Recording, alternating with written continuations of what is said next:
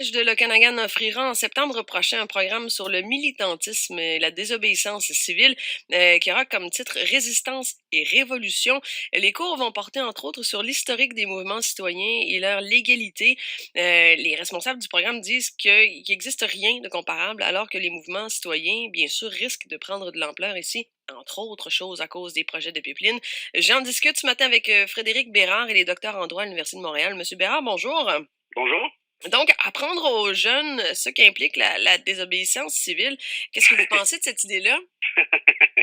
Ben, c'est c'est spécial, hein, quand même. Oui, quand même. Euh, bon, comment je dirais ça, que les jeunes puissent apprendre l'histoire de certains mouvements de désobéissance civile. Je veux dire, j'ai franchement aucun problème avec ça. Hein. On peut penser peut-être à Rosa Parks Oui, dans ben des oui. autobus aux États-Unis. On sait que c'est de la désobéissance civile qui a mené à l'espèce de révolution en termes de liberté civile par la suite. On peut penser à Gandhi et tout ça. Mhm. Euh, Ceci dit, j'ai toujours un certain malaise avec ce type de mouvement-là. Dans l'optique où quand tu vis dans un état de droit, quand tu vis dans une démocratie qui est fondée sur un état de droit, donc sur des valeurs qui sont libérales, ben, l'état de droit, c'est un peu les règles du jeu. Hein. Oui. Alors, si tu refuses ces règles-là et tu décides d'adopter tes propres règles par toi-même, c'est assez évident là, qu'on peut se mettre les deux pieds dans un espèce de sable mouvant. Là. Mhm. Et oui, évidemment, mais bon, pour ce qui est de la connaissance générale, pour vous, c'est pas une mauvaise chose.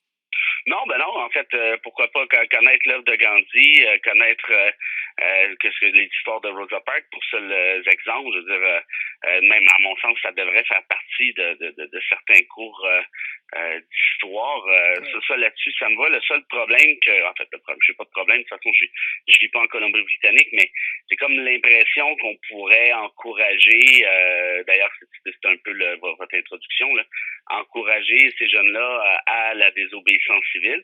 Évidemment, quand tu vis dans un État qui est inique, qui est illégitime, je ne dis pas, mais est-ce que le Canada, est-ce que la province du Nouveau-Brunswick est basée sur un État de droit qui est illégitime en soi? Franchement, je pense pas. Oui, oui, oui.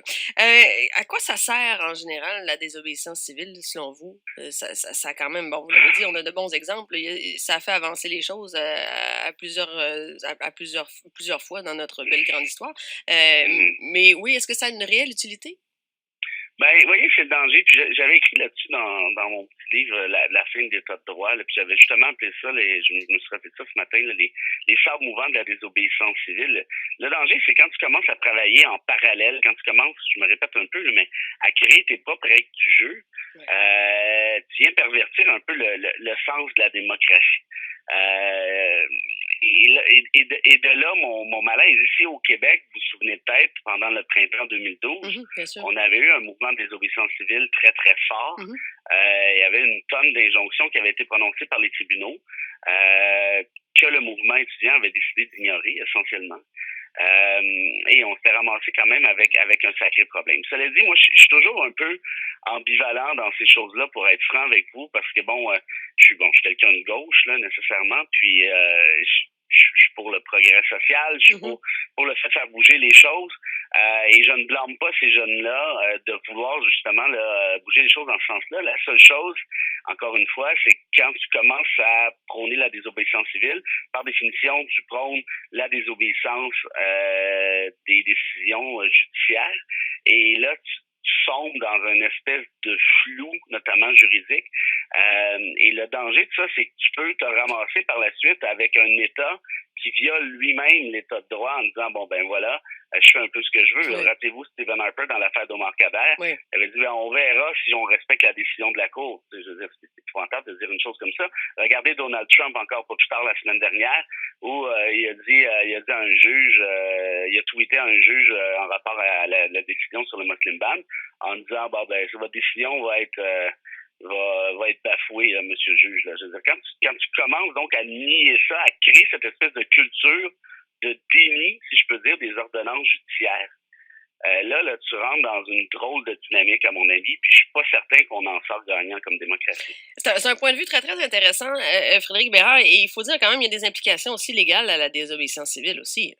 Ben oui, puis en fait, vous savez quoi, en théorie, la désobéissance civile, de révolutionnaire de salon en pantoufles, c'est pas très dangereux, mais la désobéissance civile qui est celle de nier la légitimité des ordonnances judiciaires, ça c'est drôlement plus problématique parce que comment tu sais quand ça commence, mais tu sais quand ça arrête. Et puis moi, pour être franc avec vous, là, puis ça va peut-être fâcher des gens, mais que les étudiants québécois, bon, décident d'aller un peu en marge de ça, pour moi, c'était franchement pas la fin du monde.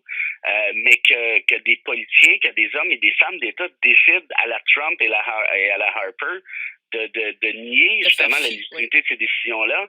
Là, je veux dire, là, on vit plus dans un état de droit. Là. Quand l'exécutif décide si oui ou non il va respecter une décision judiciaire, ça, c'est pas un état de droit, c'est une république de bananes. Donc, est-ce qu'on veut mousser ça?